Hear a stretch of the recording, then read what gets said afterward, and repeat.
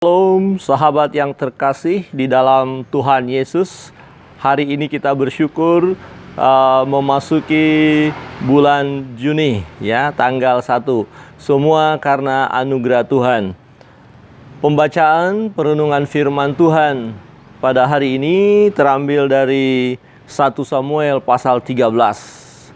Ya, di mana dalam bagian ini kita melihat terjadinya kegagalan bagi Raja Saul oleh karena dia melakukan satu tindakan yang tidak semestinya dia harus lakukan. Itu sebabnya tema saya beri adalah jangan melakukan apa yang tidak seharusnya kita lakukan. Jangan melakukan apa yang tidak seharusnya kita lakukan. Saudara yang terkasih dalam Tuhan, 1 Samuel ayat 13 Pasal 13 ayat 9 sampai ayat 13 berbunyi demikian. Sebab itu Saul berkata, "Bawalah kepadaku korban bakaran dan korban keselamatan itu." Lalu ia mempersembahkan korban bakaran. Baru saja ia habis mempersembahkan korban bakaran, maka tampaklah Samuel datang. Saul pergi menyongsongnya untuk memberi salam kepadanya.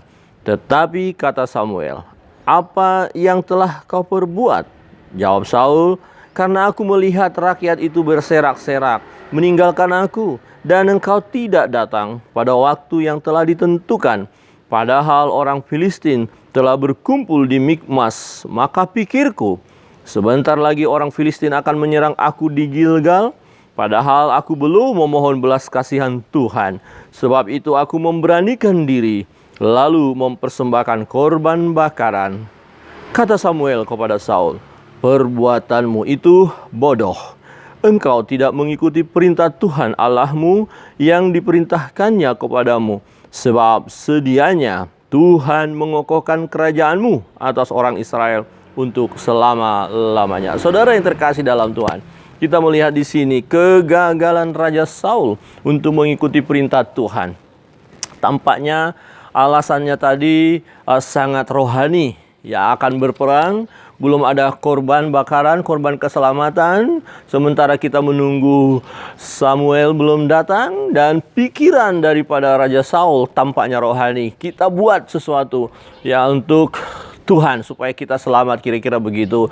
Dan dengan berani dia mengadakan upacara korban bakaran dan korban keselamatan. Hal ini tidak boleh dia lakukan karena dia bukan keturunan Lewi, dia bukan imam, dia hanya raja. Tetapi dia terlalu berani melakukan sesuatu yang bukan tugasnya, yang bukan bidangnya, yang bukan bagiannya. Saudara yang terkasih dalam Tuhan, Raja Saul melakukan sesuatu yang pikirannya sepertinya hal itu baik, tetapi sesungguhnya tidak baik. Dia dipengaruhi oleh situasi yang ada. Ketika dia lihat pasukannya mulai kocar-kacir, dan ketika dia melihat musuh sudah mulai menyerang, dan mereka belum mengadakan upacara korban bakaran dan korban keselamatan. Kemudian dia berpikir bahwa Samuel tidak akan datang, dan terlalu berani dia melakukan upacara itu. Saudara yang terkasih dalam Tuhan, Raja Saul terpengaruh dengan situasi. Raja Saul dipengaruhi oleh pikiran manusia.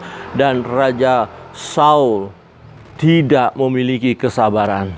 Sebab kita lihat tadi firman Tuhan, baru saja dia mengadakan korban bakaran, Samuel datang. Saudara yang terkasih dalam Tuhan, jangan pernah kita tergoda untuk melakukan sesuatu yang bukan bagian kita. Secara khusus, hubungan di hadapan Allah. Secara khusus ketika melakukan hal-hal yang kudus, yang berhubungan dengan Tuhan, tidak boleh sembarangan.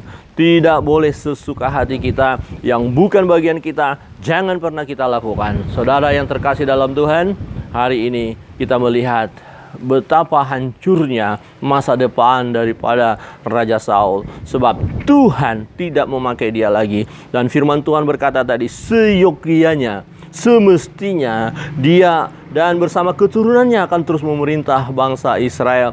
Tetapi karena kegagalannya untuk mengikuti perintah Tuhan, dia tidak lagi menjadi raja, melainkan Tuhan sudah pilih yang berkenan kepadanya. Saudara yang terkasih dalam Tuhan, ini penting bagi kita, supaya kita lebih memiliki kesabaran, lebih peka kepada suara Tuhan, dan jangan sembarangan, jangan sembrono di hadapan Tuhan.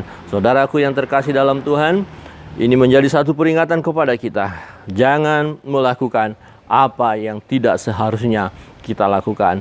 Kiranya Tuhan Yesus memberkati kita sekalian. Shalom.